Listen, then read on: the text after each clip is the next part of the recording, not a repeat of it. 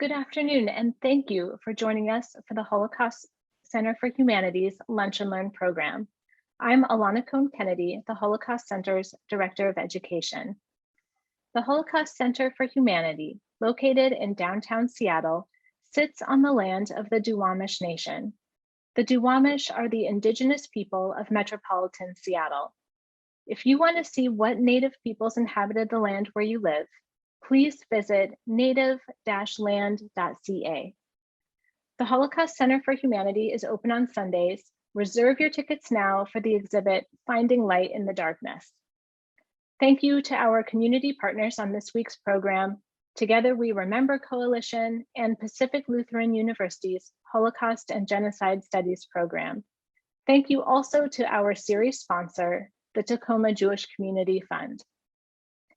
April is Genocide Awareness Month. This month, we take the time to remember, reflect, and learn about genocides of the past century. The term genocide was introduced in 1944.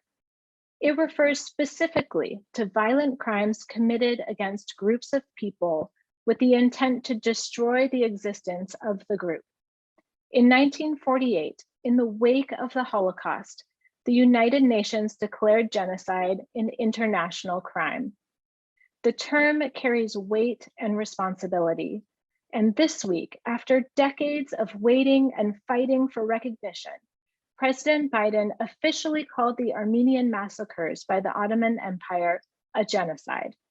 The number of Armenians murdered beginning in 1915 ranges between 600,000 and 1.5 million.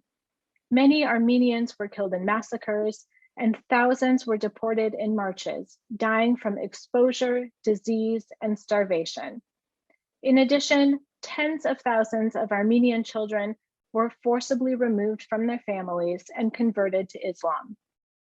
On the 106th anniversary of the Armenian Genocide, President Biden wrote, "Today, as we mourn what was lost, let us also turn our eyes to the future, toward the world that we wish to build for our children, a world unstained by the daily evils of bigotry and intolerance, where human rights are respected, and where all people are able to pursue their lives in dignity and security.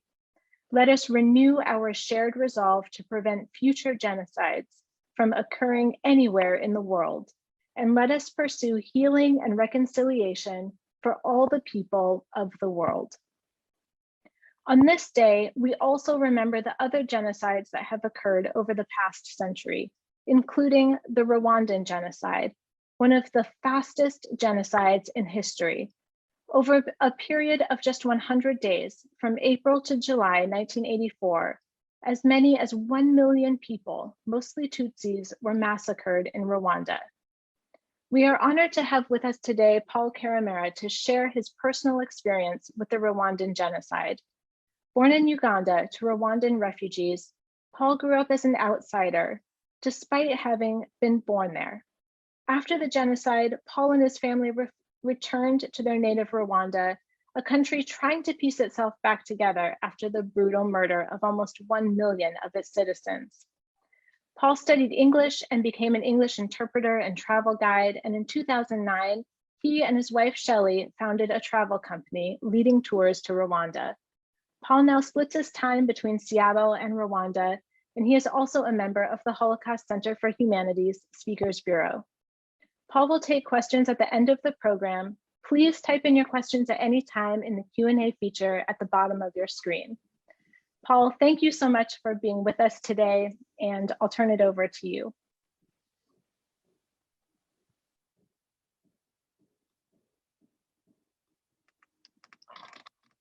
Hi, thank you, Alana, for the introduction. And yes, I'll be talking about my family and the Rwandan genocide. Here in the picture, we're seeing a man reflecting among the pictures of those killed in the genocide against the Tutsi.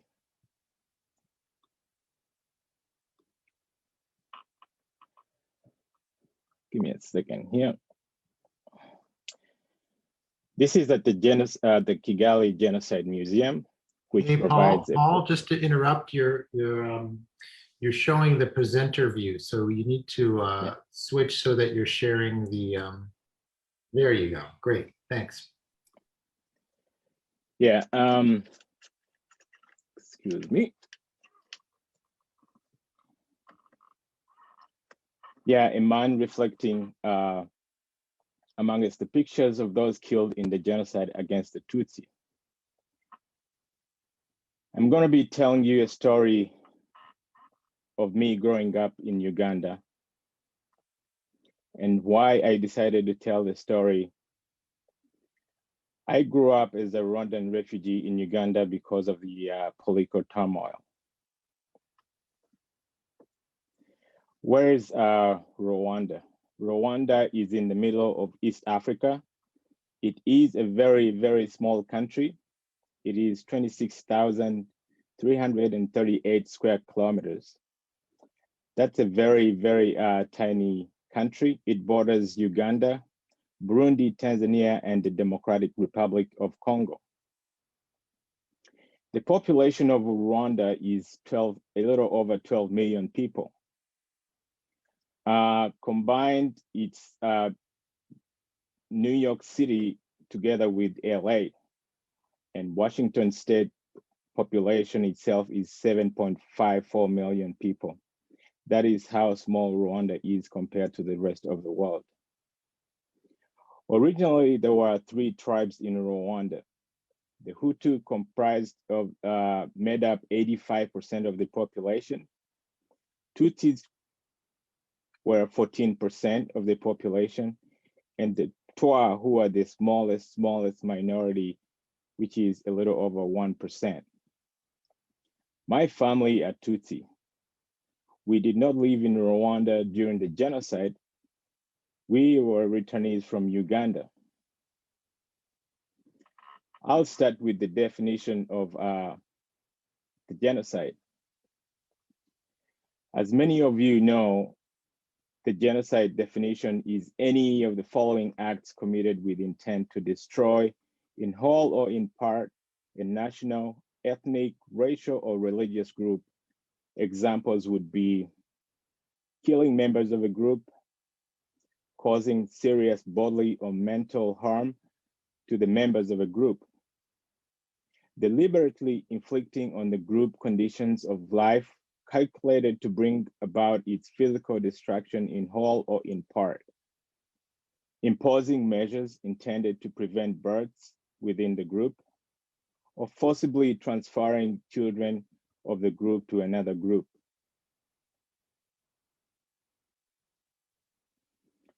Here we have a pyramid of hate. The sources for this pyramid of hate is from the Holocaust Center. This shows all the examples that can lead to a genocide. The best examples that we've seen in our communities are biased attitudes or acts of bias, like bullying, ridicule, which will be some of the examples that I experienced growing up in a foreign country as a refugee. Here we have an overview of the genocide. So in 1994, Rwanda was mainly ruled by Hutus. About 5 million, a little over 6 million Hutus and 980,000 Tutsis lived in Rwanda at this time. On April 6th, in 1994, the Hutu president was killed in a plane crash coming from Tanzania in Arusha from a meeting with the RPF to sign the power sharing commitment. And then the plane was shut down coming into Kigali. The Tutsis were blamed for his death. And in the next 100 days, Hutus murdered approximately 800,000 Tutsis, which is 80% of Rwanda's Tutsi population. 800,000 people is more than the population of Seattle itself.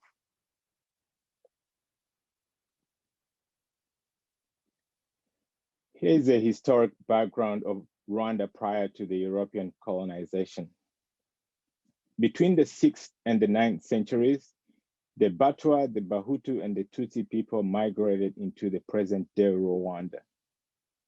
Both the Hutu and Tutsi lived as loose ethnic identities in clans with their own leaders. These leaders served Tutsi kings called Mwami, who ruled Rwanda for hundreds of years. The Hutu were primarily crop farmers, while the Tutsi were cattle farmers. The possession of cattle signified wealth and status. This led to the minority Tutsi to be viewed as higher status than the majority Hutu. These views of ethnic superiority were intensified under the German and Belgian colonial rule. And then there came an uprising. The historical background of Hutus and Tutsis in Rwanda in 1959. Beginning in the mid-1800s, European powers invaded and imposed political and economic and social rule over the African nation states. When the Germans and Belgians colonized Rwanda in the early 1900s, they supported the Tutsi rule, and in 1931, the Belgians introduced the identity cards as we see in the photo right here. In the photo, we see this lady who was identified as a Tutsi, where they crossed out the other tribes. In 1959, the current Tutsi Mwami died under mysterious circumstances. He was succeeded by his half-brother Kigeri, the fifth Ndahindurwa, a 7'2" tall Tutsi who only reigned for a few months before the Hutu took over the government. From 1959 to 1961, Rwanda was led by a Hutu government and Tutsi leaders were forced out of the country. This is a journey of my parents and grandparents when they left Rwanda. In 1959, both sets of my grandparents were forced to leave Rwanda and they became refugees in Uganda.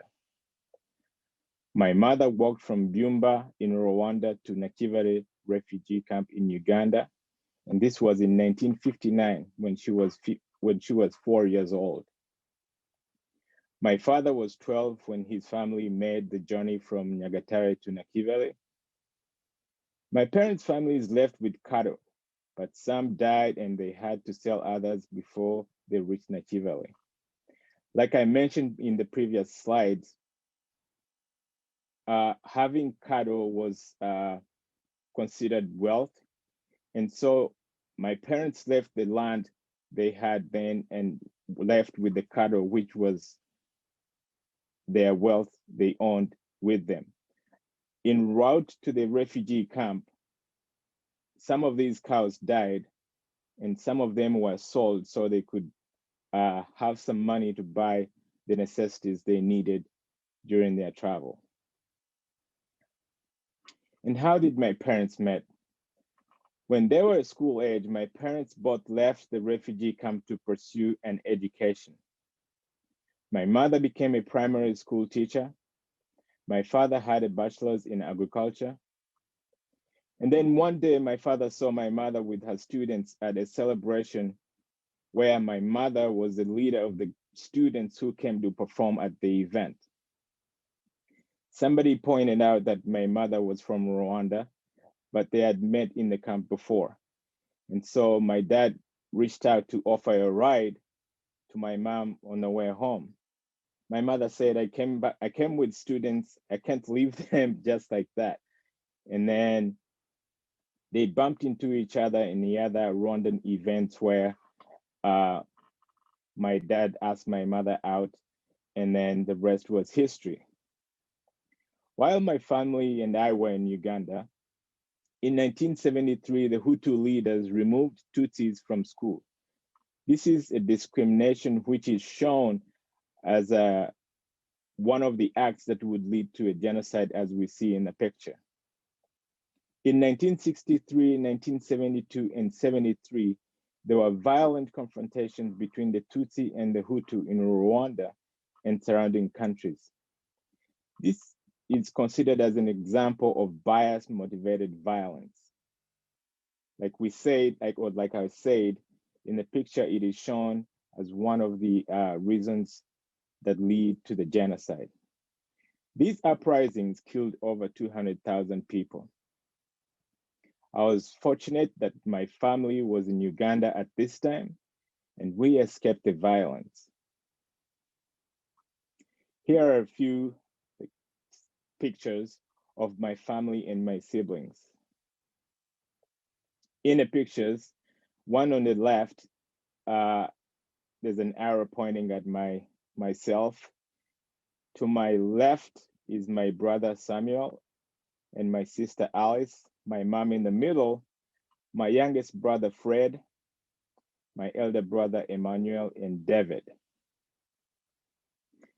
This picture was taken when we came back from church.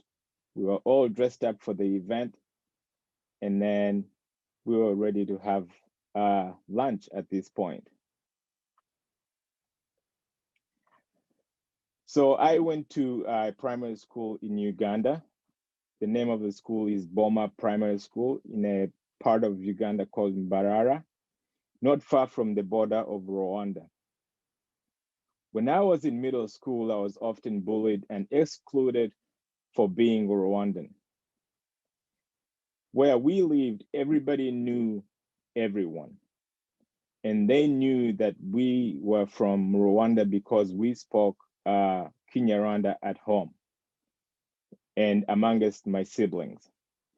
The rule at my house or my father's house was to speak English or Kinyarwanda, hoping that we would go back to Rwanda and not be, and we will be able to communicate.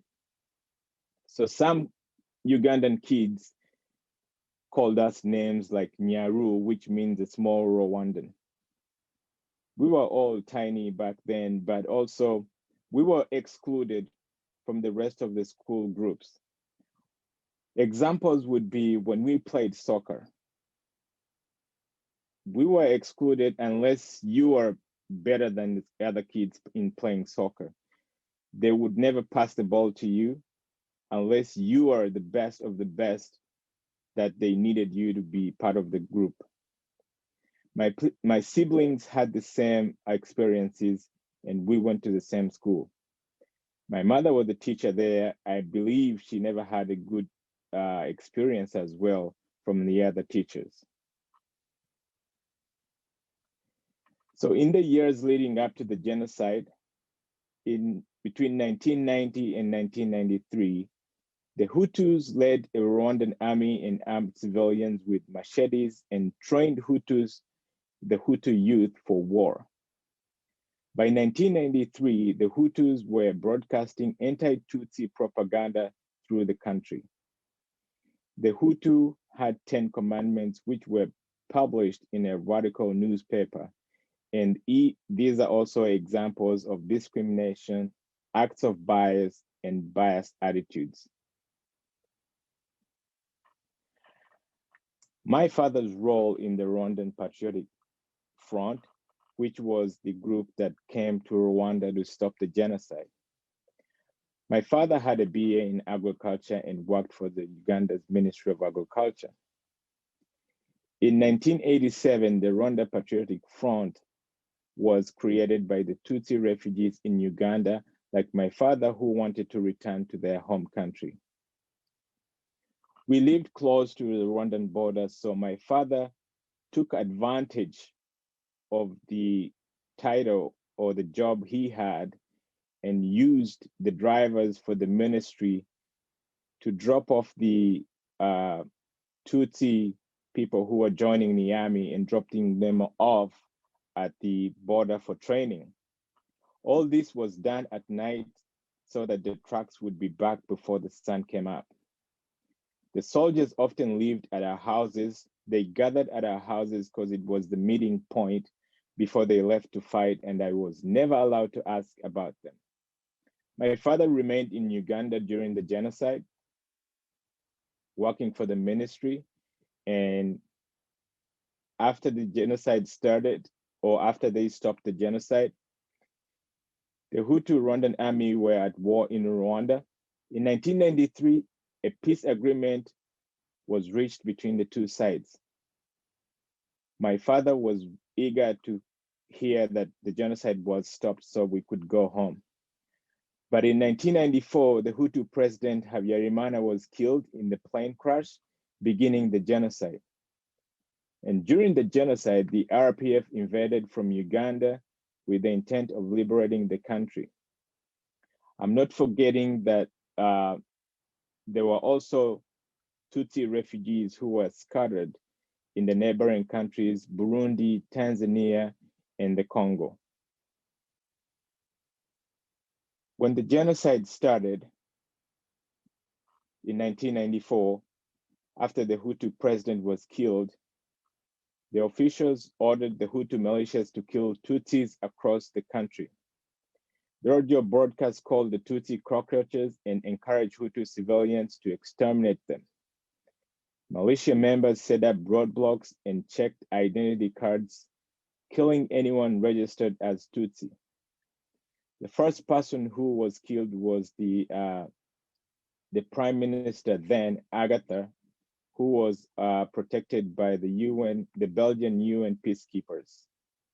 In the photos we're seeing here, top left is one of the cell where the Rwandan army put the UN peacekeepers who were protecting the Prime Minister after she got shot and died. It shows the signs of the bullets that were shot at after the Belgian peacekeepers tried to escape. In the pictures here, there's some of the tools they used to kill people and some of the skulls of the victims that are kept at the genocide memorial as a remembrance. In the next 100 days, 800,000 Tutsis were killed. And in July 1994, the RPF finally captured the capital of Kigali, taking control of the country and ending the genocide. My father was called back to Rwanda from Uganda, and he became a regional director of agriculture in the new government. So depending on the qualifications you had when you were participating with the RPF to stop the genocide, you were promised to come back and work with the transitional government. And that's how my father got the job as the regional director of agriculture. So what was the role of the UN in the genocide? In October 1993, the UN launched a peacekeeping mission in Rwanda. The limited mission was prohibited from intervening in the armed conflicts using military force. On April 7, 1994, the day of the genocide when it began, 10 Belgians, the Belgian peacekeepers were killed protecting the interim prime minister, like I mentioned before.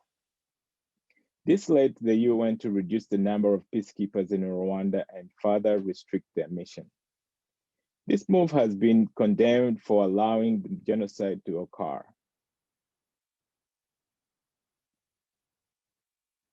The United Nations has a report assessing that the involvement in Rwanda said its release Thursday that the UN and its member states failed Rwanda in deplorable ways in 1994, ignoring evidence that the genocide planned, refusing to act once it was underway, and finally abandoning the Rwandan people when they mostly needed protection.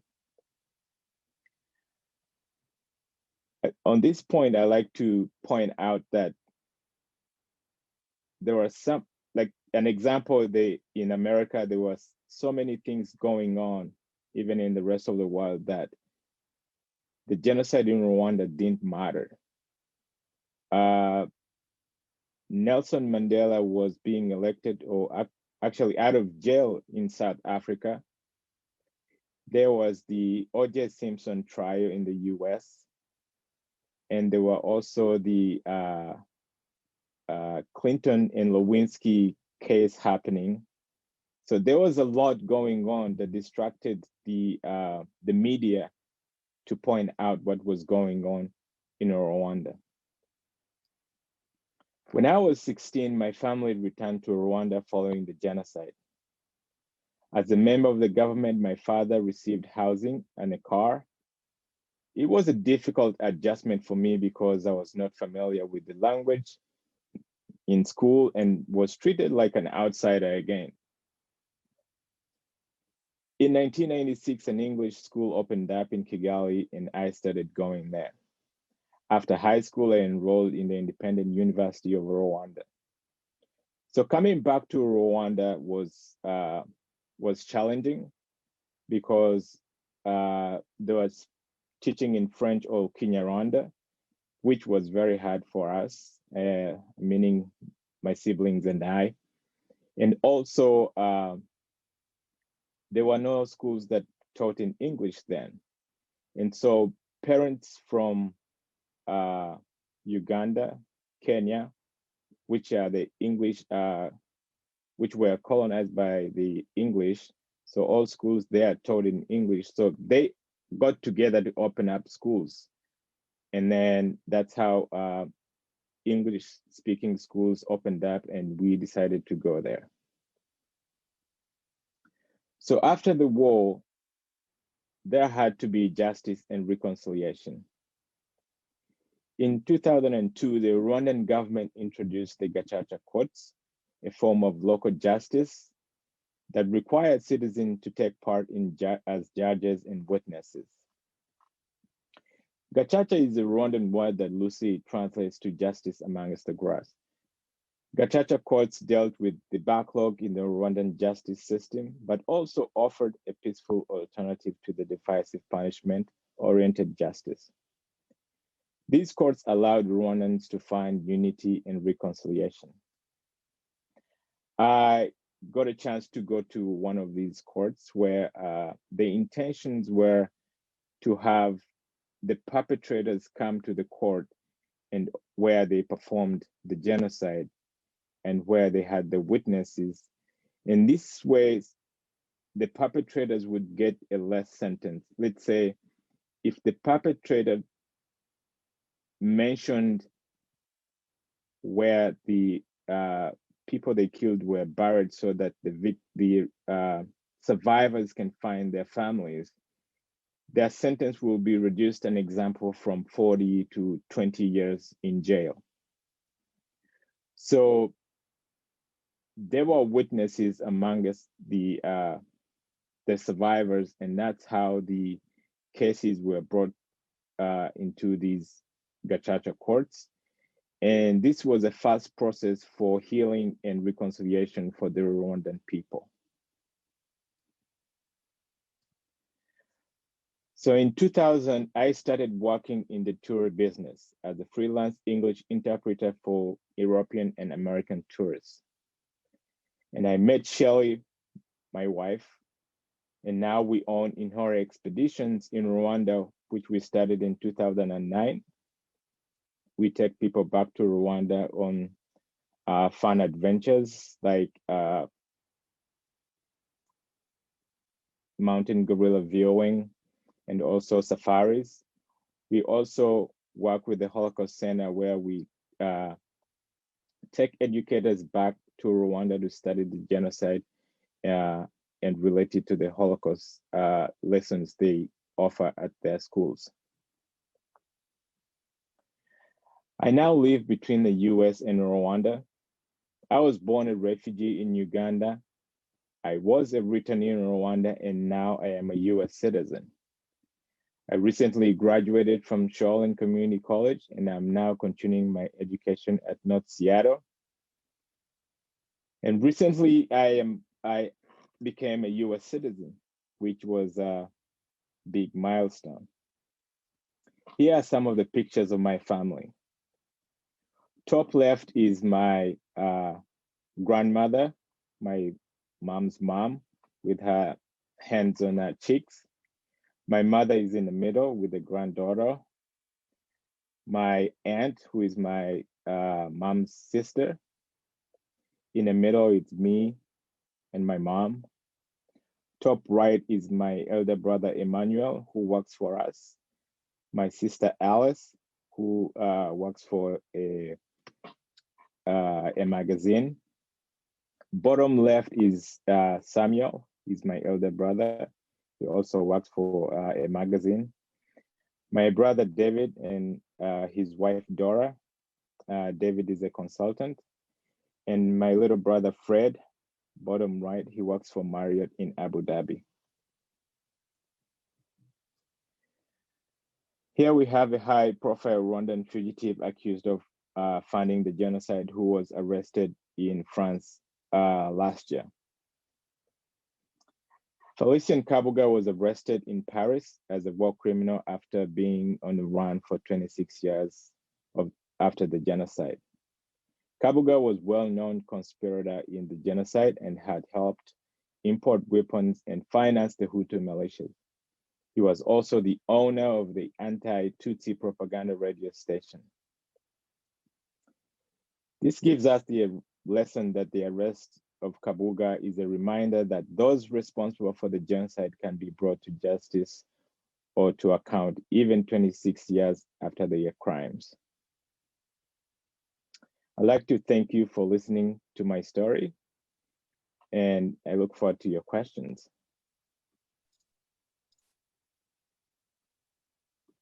Thank you so much, Paul, and thank you for sharing your personal experiences with all of us today. I want to start by asking you a question that came in from Jane, and you mentioned this at the beginning, but maybe you can just tell us a little bit more about it. And Jane asks, why did your family leave Uganda and go to Rwanda? So the turmoil started way back in 1950s, where the Hutus were kicking out the Tutsis because it was the reason of superiority between the tribes. So Tutsis being minorities and Hutus never liked that they would take over the government, so they started kicking them out of the country because they thought being the majority, they can do that. And that's how my family left Rwanda in the first place. And then just to follow up on that, what was one of the reasons they decided to go back to Rwanda? Was there much waiting for them there? So before the genocide was stopped, like I said, my mom and my dad both participated in stopping the genocide indirectly.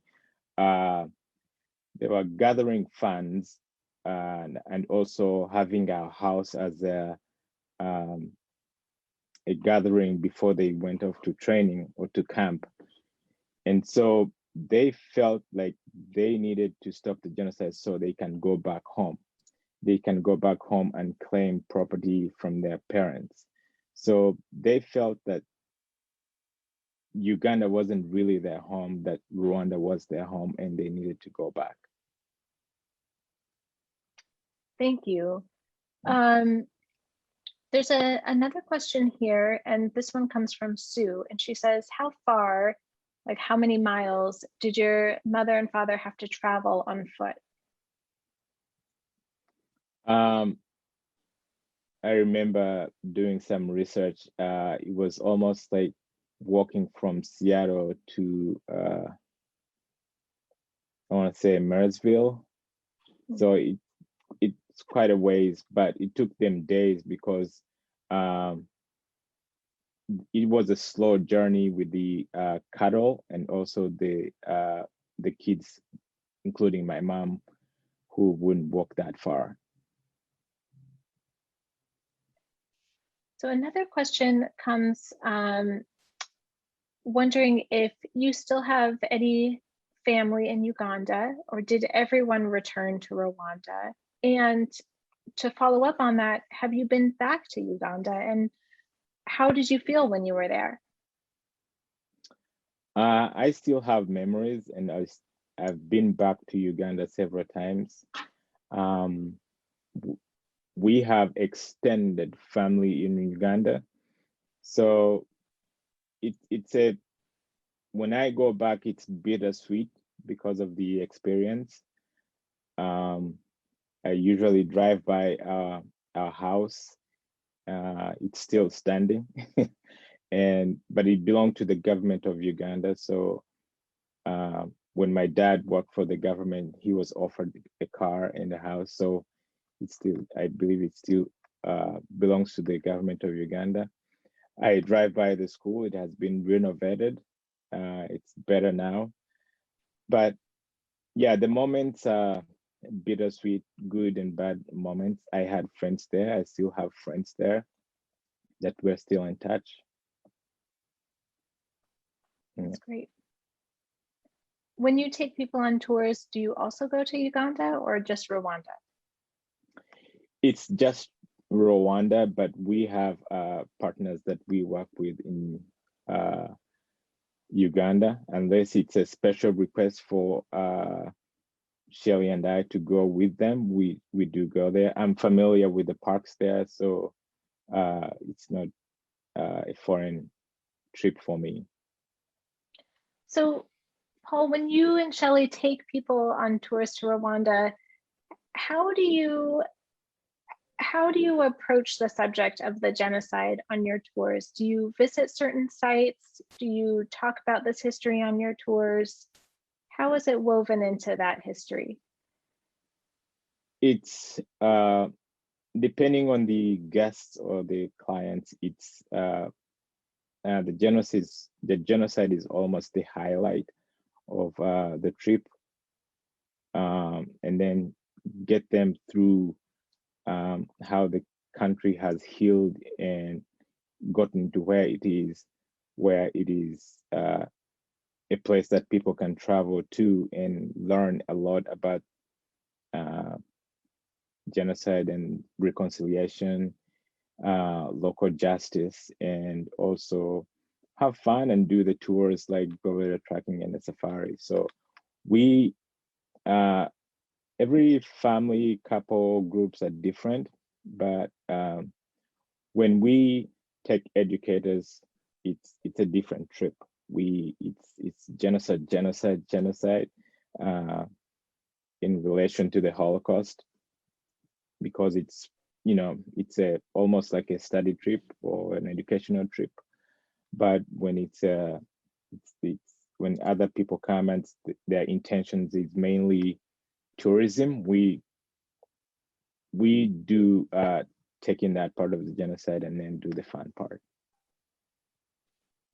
So I want to ask you a little bit about these courts, because I know that so much has been written about them, and they're kind of held up in many ways as an example of justice. And I have a couple questions. One question came in asking who were the judges in these courts?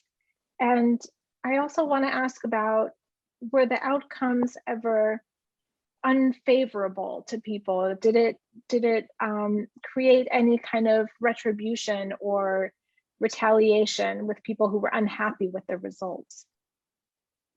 So the judges were mostly elders in the communities and who are ethical, and because everybody knows everyone, because it's not like in the city where you have a cluster of houses and families. It's people living on different hills, so everybody knows everyone. And so they would get together and put down the names of who could be judges. So they would vote for who would be a judge. And also coming to your second question, yes, I mean, some people felt like, they were unfavored. And so then the government had to get involved and to take in the case, because they didn't want that in the communities if they wanted them to go through that process of the unity and reconciliation. It was going to take time, and also not wanting the genocide to happen again. So what is the relationship now between different groups in Rwanda? So there has been a great change in the communities, and the government has done a great job of sensitizing the people that this shouldn't be a problem again, and let's move on and build the country together. And now you have perpetrators who have done their sentence and coming back to the community and helping build the communities. So, I mean, you would have families supporting Tutsi families supporting Hutu families. Let's say if a Hutu family owned a store, you wouldn't go 4 blocks away because the other a Tutsi has a store there, and skip the one next door that has a shop who is Hutu. So you'd rather support that person because you live in the same community, and also doing the communal work, which is a big thing in the country, where every last Saturday of the month, there's a communal cleaning in the communities we live in. And after that, you have meetings of people talking about issues they have in their communities. So this has built the stronger communities, and people have reconciled over this. So Dominic writes in a question, and he asks, are the Hutus repentant today? Or are the Hutus repentant like today's Germans, or are they mostly just tolerant? You have a case here and there, but it's mostly they have mostly repented. And I mean, we've had examples of families getting together and in person repenting to the other families, and also asking for pardons. And they have become success stories of the reconciliation program. So another question comes from Lene, who asks, do you have friends that are Hutus, and have you ever discussed the genocide with them? I have friends who are Hutus or have come from that background, but don't consider themselves as Hutus. They consider themselves as Rwandans. And some of them live in foreign countries where their parents have escaped Rwanda and don't want to come back, but the government of Rwanda has asked their descendants to come back and claim their properties, and they have claimed them, and they've become successful business people. And so yes, I have friends who are Hutu, and we get along. So a couple of people have asked about intermarriage between groups, both before the genocide and after the genocide. Would you be able to talk a little bit about that? Or are people open to that? How is that perceived? Like I said, there has been a transition of reconciliation, and most Rwandans, I mean the younger generations, have moved on because they're mostly business minded, and after being exposed to the rest of the world, they have other intentions. They don't look at genocide as a barrier for them to build their country. And so there's been so many intermarrying, and I mean, there's a case here and there where parents don't agree with what their children's decisions are, but there has been cases where families don't like each other because these two are married. But there is a lot of intermarriaging going on right now. So Ashley writes, is the government today primarily Hutu or Tutsi? It's a mixture where the leader now, Paul Kagame, has done more good things than the worst, where he has also included the Hutu leaders. And, even the Hutu families feel like, why didn't this happen before, where the Hutus would include the Tutsis? Because, they kicked them out of schools, they were denied good jobs, but now you have Hutu children going to good school, they have opportunities, they have parents who have better jobs in the government, and even have the freedom to do whatever they want in the business industry or travel. So Paul Rusesabagina, who many of us know from the famous movie Hotel Rwanda, is in the news again. Can you tell us a little bit more about this situation, why he's in the news again, and what is the, if you can summarize it, what's the perception of Rwandans with this situation? Do they think this is a propaganda move, or is this legitimate? So it's both. It's mostly political. When he charged people, even though he said he helped people in the hotel, where some families did pay to be secure in the hotel, but also after living in the Western countries, he was part of the I want to say a rebel group that was formed outside of Rwanda, and then they happened to have had attacks in Rwanda where they killed people,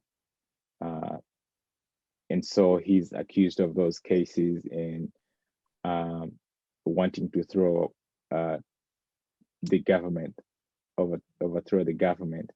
So those are some of the accusations. So it's mostly political than it is for him being a bad person. And how do you think local Rwandans, is that how they are viewing this as well? Is that your impression? So now there's all sorts of sources of information, people watching YouTube videos, and you have also other groups of people who don't like what Kagame has done, and so they have insiders, and they're all sensitizing the people of Rwanda, where you have people who are having mixed information. So I think most of the Rwandans are viewing this as a political move, other than him to have participated in the genocide. Mm-hmm. Yeah. Another question comes here from Linda, who is curious how your family feels about, your family and friends in Rwanda feel about you becoming a US citizen. They're excited. I mean, it's been a long time waiting for this to happen, but also, I mean, they're happy for me. It's also being more successful. This is going to allow me to travel for business and not have to wait for visas at the embassies, not knowing if I'm gonna get it or not. But they're very excited, and I'm also excited about it. Yeah, I hope this COVID thing will be away soon for us to celebrate. We haven't celebrated yet. To come. I hope it's to come. certainly Yes, something to celebrate. soon. Yes. Yeah. Well, Paul, I have one more question for you, and that is, what do you think the justice process and the reconciliation process in Rwanda maybe can teach the rest of the world about how to rebuild after a genocide? I mean, there's a lot of things that, or a lot of factors that lead to that. I mean, not having, nowadays the media plays a lot in what people's decisions are. But back then we never had that chance. We relied on, you know, how our ancestors lived and how we want the country to grow and what we want for our families to live like. And so this should be an example to the rest of the world that, you know, if we live, if we are friendly to each other, if we are nice to each other, we can live in a better place. Wonderful. Do you have any plans to go back to Rwanda anytime soon? Are you able to travel there at all? If time and COVID permits, probably next month. Yes, I'm looking forward to that trip. It's been a year and a lot has been going on. Rwanda has been dealing with the COVID issue for as same time as the rest of the world, and they've done a great job. They've been very, very serious about how to deal with the COVID throughout the country. And so I'm pretty sure I'll be safe when I get there. Fantastic. And do you have any plans to take any groups there? Is anything being planned yet?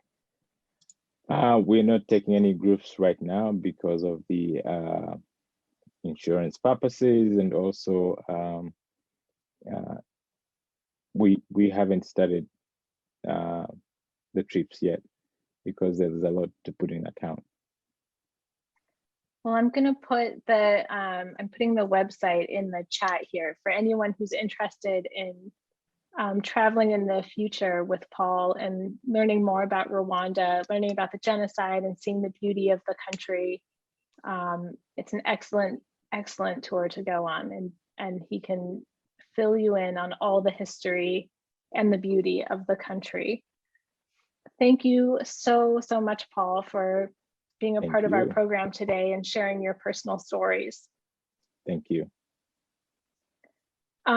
This program today has been recorded, and you can find it on our website starting tomorrow, along with all of the other past Lunch and Learn presentations. The views, information, or opinions expressed in these programs are solely those of the individuals involved and do not necessarily represent those of the Holocaust Center for Humanity. Give Big, a statewide giving campaign to support local nonprofits, is May 4th and 5th, but you don't have to wait to make a gift. This is your opportunity to support organizations doing great work in our community, like the Holocaust Center. We are raising funds to support teacher training, and you can make an early gift now at givebigwa.org, and then just search for Holocaust Center for Humanity. I want to give a special thank you today to Richard Green, our Museum and Technology Director, who is running the technical side of this show. Also to our Executive Director, Dee Simon, and Lori Werschel-Cohen and Craig Bernice, who worked closely with Paul on this presentation. And thank you to our entire team, Nicole Bella, Julia Thompson, Paul Regelbrug, Ellie Selesky, Amanda Davis, Rick Brewer, Katie Lawrence, Morgan Romero, and Devonshire Locke. Thank you also to Michelle Quinones, who often helps us with closed captioning for these programs. And I hope you will be able to join us next week for a conversation with Dr. Sarah Zades-Rosen of the UW Strom Jewish Studies program and award-winning New York Times journalist and author, Sarah Maslin-Meir. Sarah Maslin-Nir is the daughter of a Holocaust survivor and shares her stories of intergenerational trauma that comes with being the child of a Holocaust survivor, and her passion for horses and riding and how those two are interwoven. Thank you so much for joining us today.